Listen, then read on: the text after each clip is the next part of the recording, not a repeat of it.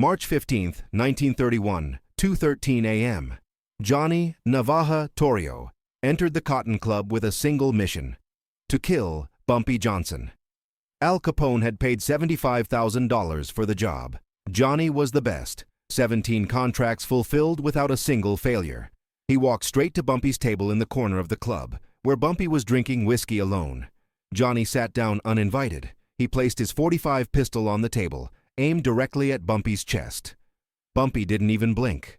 He just looked at the gun, then at Johnny, and smiled. A smile that made Johnny feel something he'd never felt before: fear. "Capone wants you dead," Johnny said, trying to keep his voice steady. Bumpy took a slow sip of his whiskey. "I know." "Then why are you still breathing?" Johnny asked.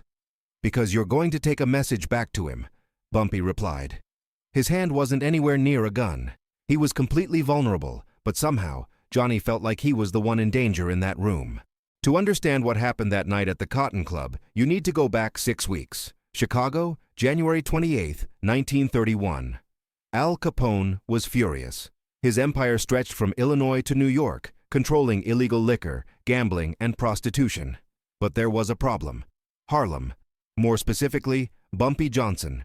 Capone had sent proposals, partnership offers, generous percentages. Bumpy refused everything. Then Capone sent threats. Bumpy ignored them. Capone sent men to intimidate local merchants. Those men returned to Chicago in ambulances. Capone called a meeting with his top lieutenants: Frank Nitti, Jake Guzik, Tony Accardo. They were all there. "This Bumpy Johnson is making me look weak," Capone said, slamming his fist on the table. "Every time we try to move into Harlem, he blocks us. Every time we offer money, he spits in our face. This has to end." Frank Nitti lit a cigarette. "Boss, we've already tried force. He has the whole of Harlem protecting him.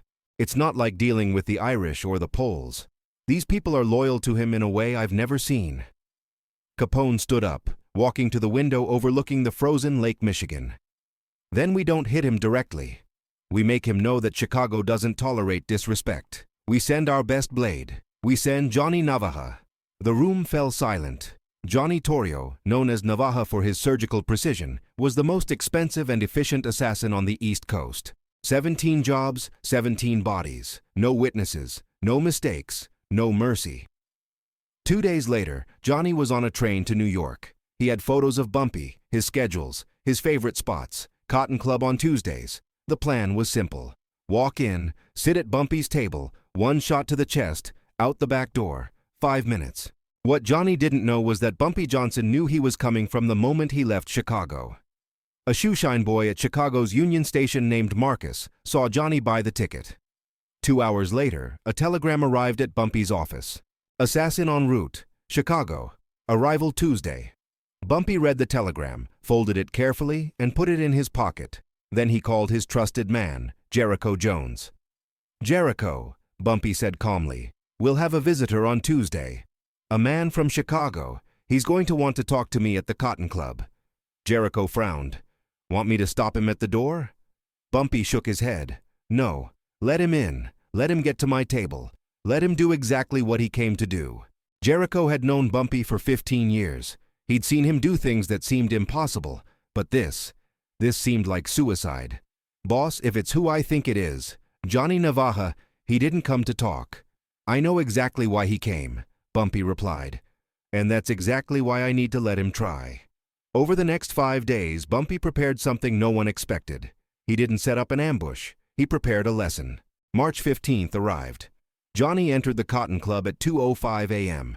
The jazz band was playing. Cigar smoke filled the air. Bumpy was at his corner table, exactly where he was supposed to be. Johnny walked straight over. No hesitation, no fear. He sat down and placed the pistol on the table. People around started to notice. The music continued, but conversation stopped. All eyes were now on Bumpy and the man with the gun.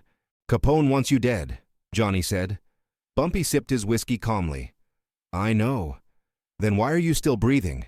"Because you're going to take a message back to him." Johnny almost laughed. "You think you're going to convince me not to kill you? With words?" Bumpy shook his head. "I don't need to convince you of anything, Johnny. You're already convinced. You just don't know it yet." Johnny gripped the pistol handle tighter. "You're wrong. In 30 seconds, you'll be dead." Bumpy leaned forward. Then answer me one thing. Why haven't you shot yet? Johnny blinked. What? You've been here 2 minutes. Your gun's on the table. I'm unarmed. So why haven't you pulled the trigger? Johnny's jaw tightened. Because I'm establishing control of the situation. Bumpy smiled. No, Johnny, you're waiting to see what I'm going to do. Because something inside you, some instinct that's kept you alive through 17 jobs, is telling you something here is wrong. Johnny quickly grabbed the gun and aimed it at Bumpy's face. Last chance. Talk fast. Bumpy didn't move. His voice stayed calm, almost gentle. Johnny, you have a daughter. 7 years old. Brown hair, green eyes like her mother's. Her name is Isabella.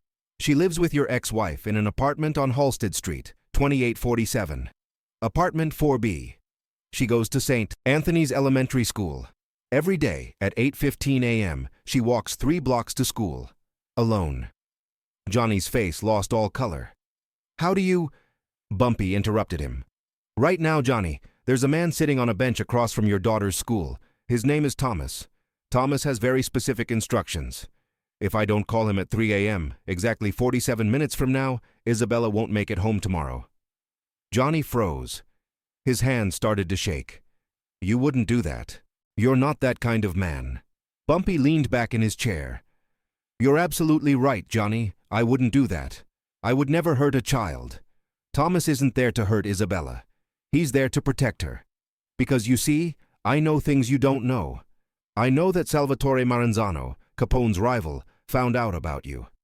I know he put a contract on Isabella to force you to work for him. I know you don't even know this is happening. But I do. And I stopped it. Johnny slowly lowered the gun. You're lying. Bumpy slid an envelope across the table. Inside were photos. Maranzano's men watching Isabella's school. Maranzano's men following your ex-wife. Dates, times, locations, undeniable proof. Your job tonight wasn't just to kill me, Johnny. It was a trap. Capone and Maranzano made a deal. You kill me, and Maranzano gets you as his exclusive assassin, using your daughter as a hostage. But I ruined their plan. I've had men protecting Isabella for 2 weeks. Maranzano doesn't know yet. Capone doesn't know yet. Only you and I know. Johnny looked at the photos, then at Bumpy, then at his gun. Why? Why would you do that? Because I'm not at war with you, Johnny. I'm at war with men who use children as weapons. Because when Al Capone sent you to me, he wasn't just trying to kill me. He was trying to destroy you too. 2 birds, 1 stone. And I don't allow that in my territory. Johnny let go of the gun completely now. What do you want from me? Bumpy took a second envelope and slid it across the table. Fake passports. For you, your ex-wife, and Isabella. Enough money to start over.